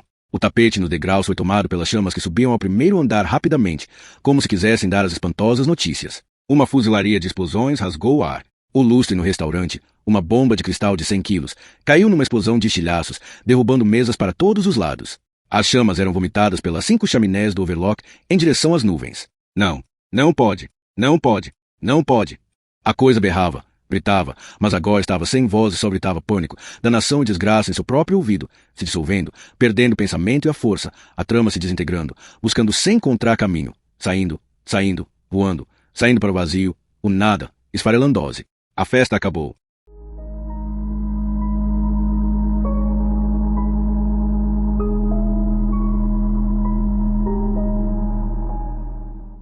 Capítulo 57. A saída. O rugido sacudiu toda a fachada do hotel. Vomitou o vidro na neve, onde os estilhaços brilhavam como diamantes. O cachorro de folhas, que estava se aproximando de Dani e sua mãe, recuou, as orelhas de sombras caídas, o rabo entre as pernas, as ancas desarmadas. Em sua cabeça, a Laura ouviu com ganir de medo e, misturado a isso, estava o miado medroso e confuso dos leões. Esforçou-se para se pôr de pé e ir até os outros dois e ajudá-los. Ao fazê-lo, viu algo mais horrendo do que o resto. O coelho, ainda coberto de neve, debatia-se contra a cerca do fundo do parque, e a rede de arame tilintava uma música horrenda, como uma cítara fantasmagórica. Mesmo aqui ouvia os sons dos galhos, que formavam seu corpo, estalarem como ossos quebrados. Dick, Dick, gritou Dani. Tentava sustentar a mãe, ajudá-la a chegar ao snowmobile. As roupas que carregara para os dois estavam espalhadas pelo chão. A Lauren de repente percebeu que a mulher estava de camisola, e Dani sem casaco, sob uma temperatura de 25 graus abaixo de zero. Meu Deus, ela está descalça. Caminhou com dificuldade pela neve, apanhando o casaco, as botas de Wendy, o casaco e as luvas de Dani. Em seguida, correu para eles, afundando as pernas na neve, de vez em quando tendo que se debater para sair. Wendy estava terrivelmente pálida, com o lado do pescoço coberto de sangue, sangue que agora se congelara. Não posso, murmurou ela. Estava semiconsciente. Não, eu não posso. Desculpa. Dani olhou para Laura, suplicante. Ela vai melhorar, disse a Laura e carregou-a novamente. Vamos. Os três conseguiram chegar onde o snowmobile rodopiara e atolara. A Laura colocou a mulher no banco do carona e vestiu nela o casaco. Levantou-lhe os pés. Estavam frios, mas ainda não congelados, e os esfregou com o casaco de Dani antes de calçar as botas. O rosto de Wendy estava pálido como alabastro, os olhos semicerrados e esgazeados, mas começara a tremer. A Lauren achou que era um bom sinal. Atrás deles, uma série de 3 explosões levou o hotel pelos ares. Chamas alaranjadas iluminavam a neve. Dani pôs a boca junto ao ouvido de Lauren e gritou alguma coisa. O quê? Perguntei se precisava disso. O menino apontava para a lata vermelha de gasolina tombada na neve. Acho que precisamos. Apanhou-a e limpou-a. Não sabia dizer quanta gasolina ainda havia ali. Prendeu a lata na traseira do snowmobile, atrapalhando-se várias vezes até encaixá-la corretamente, pois os dedos estavam ficando dormentes. Pela primeira vez, percebeu que perderá as luvas de Howard Cottrell. Quando me livrar disso, vou pedir a minha irmã para tricotar uma dúzia para você. Ouvi. Suba. Gritou a Lauren para o menino. Vamos congelar. Gritou Dani em resposta. Temos que dar a volta para chegar no depósito. Há coisas por lá. Cobertores. Coisas assim. Fique atrás de sua mão. Dani subiu, e a Laura virou a cabeça para poder gritar no rosto de Wendy. Senhora Torrance, segure-se em mim. Está me entendendo? Segure-se. Ela pôs os braços em volta dele e descansou o rosto em suas costas. A Laura ligou o snowmobile e apertou o acelerador delicadamente para que não sacudisse. A mulher segurava-se nele, sem forças. Se ela tombasse para trás, seu peso derrubaria tanto ela quanto o menino. Começaram a se pôr em movimento.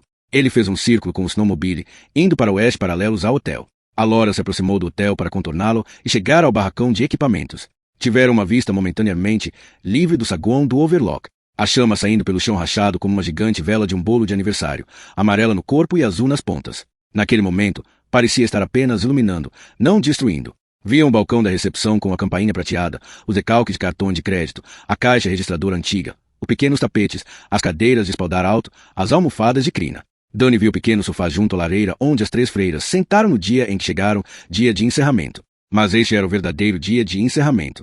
Depois, o monte de neve na varanda bloqueou o olhar.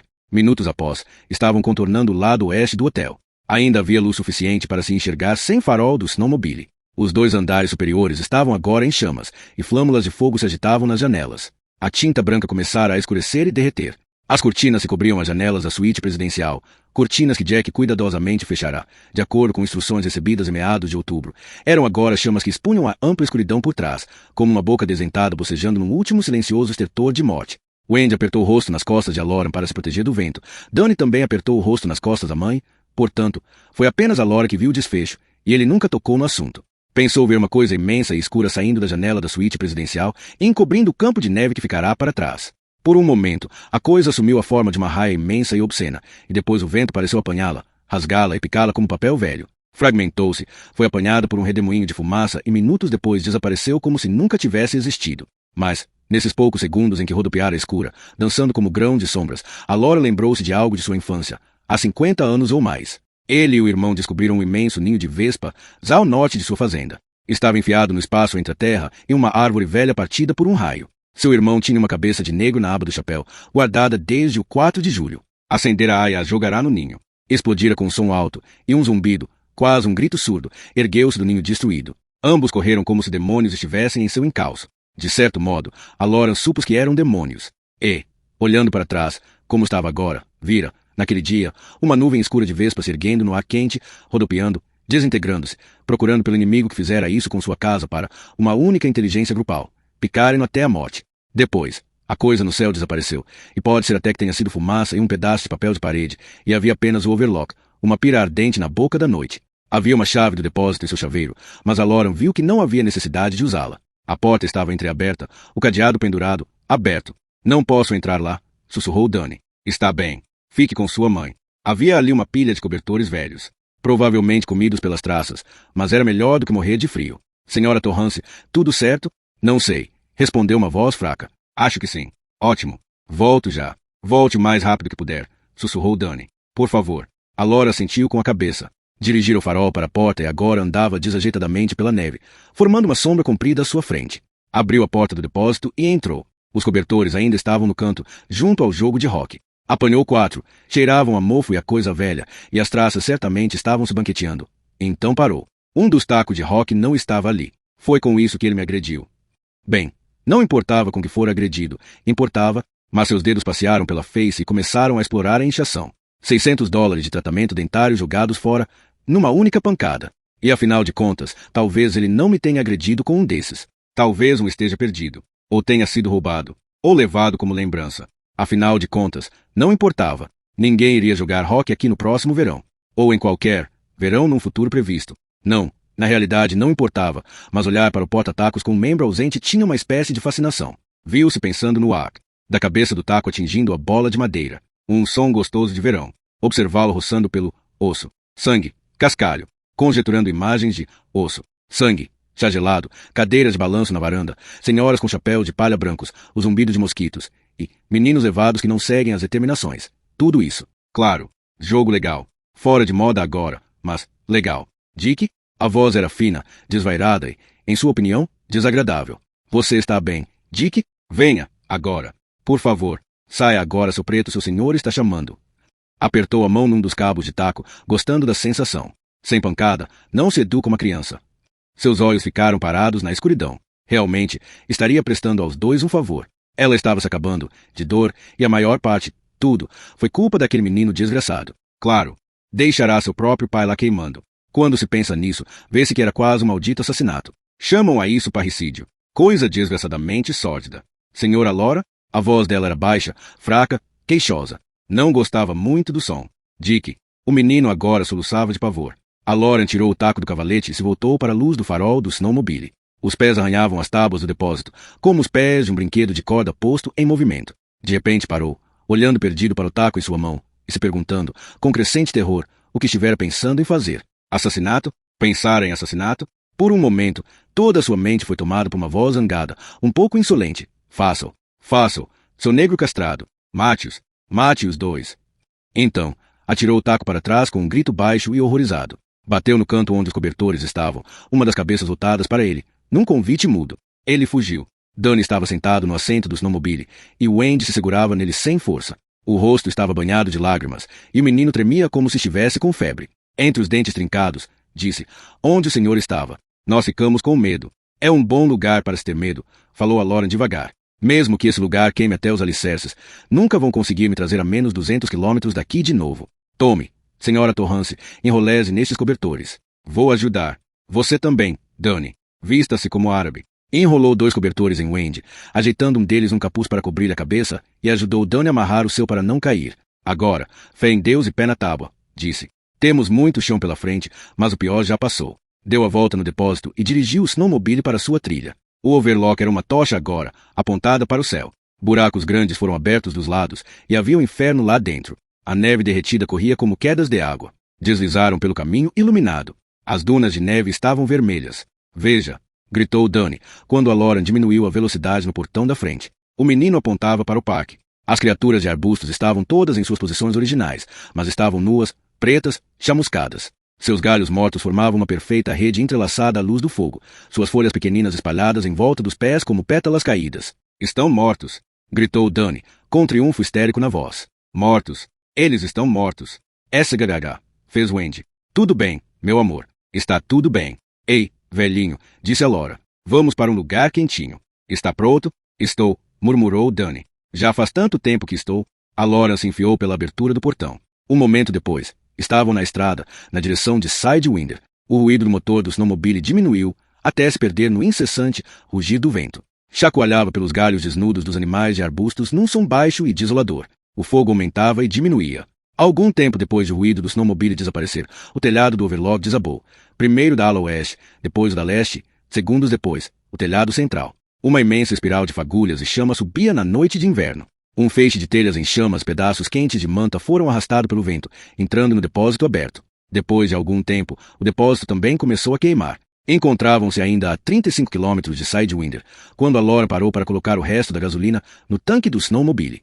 Estava muito preocupado com Wendy Torrance, que parecia estar desmaiando. Ainda faltava um longo caminho. Dick, gritou Dani. Estava de pé no assento, apontando.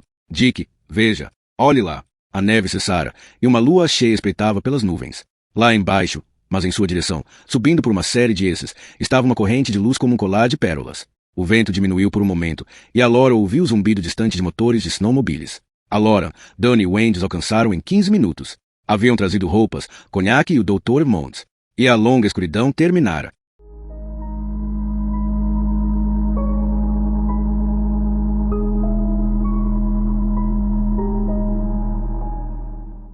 Capítulo 58. Epílogo Verão. Depois de ter acabado de examinar as saladas que sua eventual substituta fizera e de beliscar o feijão à moda da casa que serviam como entrada nesta semana, a Lauren tirou o avental, pendurou num gancho e saiu pela porta dos fundos.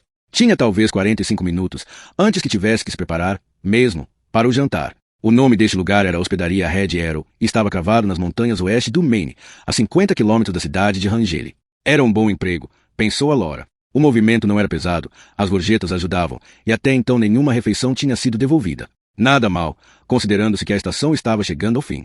Passou pelo bar ao ar livre e pela piscina, apesar de não entender como alguém poderia usar a piscina, com o lago tão pertinho. Atravessou um gramado onde um grupo de 4 pessoas risonhas jogava croquet, e subiu uma colina. Aqui, os pinheiros se espalhavam, e o vento sussurrava agradavelmente entre eles, trazendo o aroma de abeto e resina doce. Do outro lado, algumas cabanas com vista para o lago estavam discretamente colocadas entre as árvores. A última era a mais bonita, e em abril, quando conseguiu emprego, a Laura reservara para 2 pessoas. A mulher estava sentada na varanda numa cadeira de balanço, com um livro nas mãos. A Laura assustou-se novamente com a mudança dela. Uma coisa era a maneira rígida, quase cerimoniosa de se sentar, apesar do ambiente informal, forçada, naturalmente, pelo colete ortopédico. Ela tivera uma vértebra estilhaçada e 3 costelas quebradas, além de danos internos. As costas eram a parte que mais demorava a se curar, e ela ainda estava no colete, daí a postura formal. Mas a mudança era mais do que isso. Parecia mais velha, e parte da alegria desaparecera de seu rosto. Agora, enquanto lia o livro, a Lauren viu ali uma beleza sóbria, que faltava no dia em que se conheceram há uns 9 meses. Na época, ela era apenas uma menina. Agora, uma mulher, um ser humano que fora arrastado para o lado escuro da lua e voltará capaz de juntar os pedaços. Mas esses pedaços, pensou a Laura, nunca mais se encaixam perfeitamente. Nunca, nunca mais. Ela ouviu os passos de Lauren e levantou os olhos, fechando o livro. Dick, oi. Começou a se levantar, e uma careta de dor passou por seu rosto. Não, não se levante, disse ele. Eu não faço cerimônia, a não ser que seja uma ocasião a rigor. Sorriu quando ele subiu os degraus, se sentou ao lado dela na varanda. Como vão as coisas? Bem, admitiu a Laura. Experimente o camarão creole hoje à noite. Vai gostar. Combinado. Onde está Dani? Lá embaixo, apontou, e a Laura viu uma figurinha sentada na ponta do ancoradouro. Usava desenrolados até o joelho, de uma camisa de listas vermelhas. Mais adiante, na água calma, estava um flutuador da linha de pesca. De vez em quando, Dani enrolava a linha, observava o anzol e depois o atirava na água novamente. Está ficando bronzeado, disse a Laura. Está. Muito bronzeado. Olhou contente. Ele apanhou um cigarro, bateu a ponto e acendeu. A fumaça passeou preguiçosa na tarde ensolarada. E os sonhos que ele anda tendo? Tem melhorado, disse Wendy. Só um esta semana. Costumava ser toda noite, às vezes 2 ou 3 vezes. As explosões, os arbustos. E principalmente, você sabe. Sim, ele vai melhorar. Wendy. Ela olhou para ele. Vai? Não sei. A Laura meneou a cabeça. Você e ele, vocês estão melhorando. Diferentes, talvez, mas estão melhorando. Não são que foram, vocês dois, mas isso não é necessariamente ruim. Ficaram calados por algum tempo, Wendy balançando levemente a cadeira, a Laura com os pés na balustrada da varanda, fumando. Uma brisa subiu, abrindo seu caminho secreto pelos pinheiros, mas quase sem agitar o cabelo de Wendy. Ela o cortara curto. Resolvi aceitar a oferta de Al.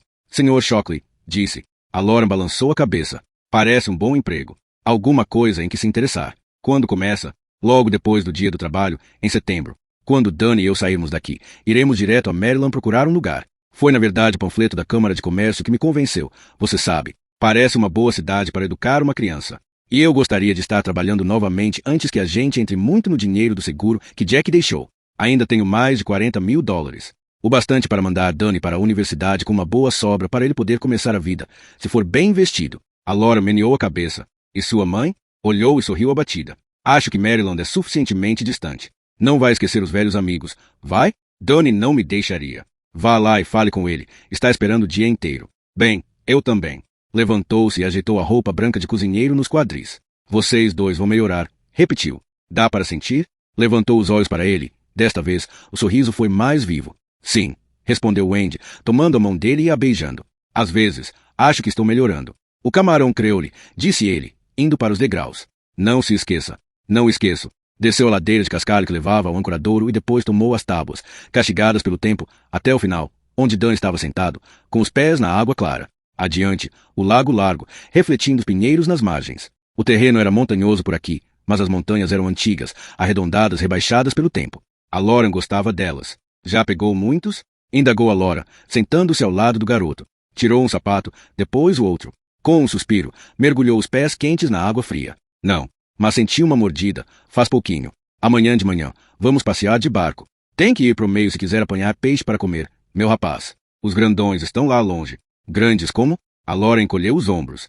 Oh, tubarões, marlins, baleias, esse tipo de coisa. Não há nenhuma baleia. Baleia azul, não. Claro que não. Estas daqui não vão a mais de 25 metros. Baleias rosadas. Como podem chegar aqui, vindo do mar? A Laura pôs a mão no cabelo louro avermelhado do menino e o mexeu. Nadam corrente acima, meu rapaz. É assim. Verdade? Sim. Ficaram calados durante muito tempo, observando a calmaria, e a Laura apenas pensando. Quando olhou de volta para Dani, viu que os olhos do garoto estavam cheios de lágrimas. Abraçando-o, disse, o que é isso? Nada, sussurrou Dani. Está com saudade de seu pai, não está? Dani meneou a cabeça. Você sempre sabe. Uma lágrima rolou do olho direito. Não podemos ter segredos, concordou a Laura. É assim mesmo. Olhando para a vara, Dani disse, às vezes, fico pensando que seria melhor se fosse eu. Foi minha culpa. Toda minha. Você não gosta de falar nisso na frente de sua mãe, não é? Não. Ela quer esquecer o que aconteceu. Eu também, mas não consegue. Não. Quer chorar? O menino tentou responder, mas as palavras foram engolidas por um soluço. Encostou a cabeça no ombro de Laura e chorou, as lágrimas agora lavando seu rosto. A Laura abraçou sem dizer nada. O menino teria que derramar suas lágrimas várias vezes, ele sabia, e Dani tinha sorte de ser jovem ainda para poder chorar. As lágrimas que curam são também lágrimas que escaldam e castigam. Quando ele se acalmou um pouco, a Lauren disse, você vai superar isso. Não acha que vai, agora, mas irá. Você é Elo, eu queria não ser. Falou Dani, sufocado, a voz ainda rouca com as lágrimas. Eu queria não ser. Mas disse a Laura, com calma. Queira ou não queira. Independe de sua vontade, menininho. Mas o pior já passou. Pode usar sua luz para conversar comigo quando as coisas ficarem feias. E se ficarem muito feias, simplesmente me chame e eu irei a seu encontro. Mesmo se eu estiver lá em Maryland, mesmo lá. Ficaram em silêncio, observando a boia de Dani se mover a cerca de 10 metros do ancoradouro. Depois, Dani disse baixinho, vai ser meu amigo? Enquanto você me quiser. O menino o apertou e a Laura o abraçou. Dani, ouça. Vou lhe falar sobre isso desta vez e nunca mais. Há coisas que nenhum menino de 6 anos do mundo deveria ouvir, mas as coisas nunca são como deveriam ser na realidade. O mundo é um lugar duro, Dani. Não se importa com a gente. Não odeia você nem a mim, mas também não morre de amor por nós. Coisas terríveis acontecem no mundo, e são coisas que ninguém pode explicar. Indivíduos bons morrem de forma ruim e dolorosa e deixam as pessoas que os amam sozinhas. Às vezes, parece que só as pessoas ruins permanecem sadias e prósperas. O mundo não ama você, mas sua mãe o ama e eu também. Você é um bom menino.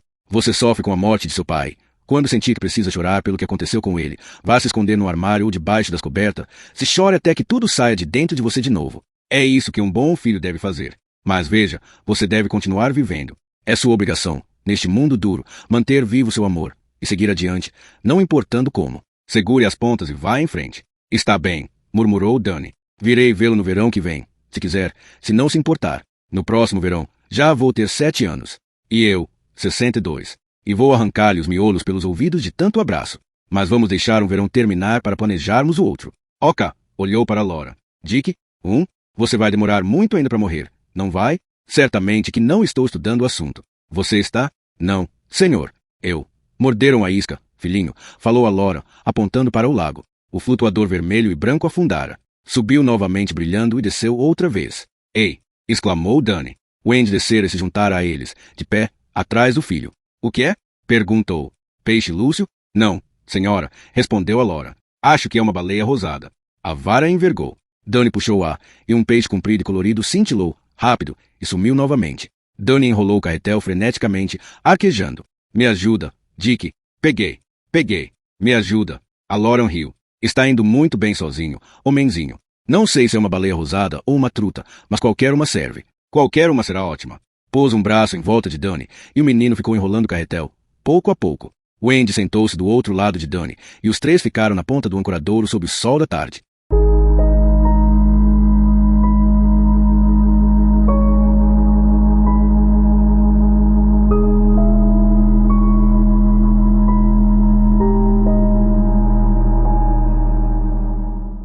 Muito obrigado por ouvir mais um audiolivro aqui nos Sussurros do Imaginário. Se você gostou dessa jornada literária, não se esqueça de curtir o vídeo e deixar seu comentário. Queremos saber o que você achou. Inscreva-se no canal e ative as notificações para continuar explorando histórias fascinantes e descobrindo novos mundos ao nosso lado. Sussurros do Imaginário, a sua melhor companhia para viagens literárias. Até a próxima aventura!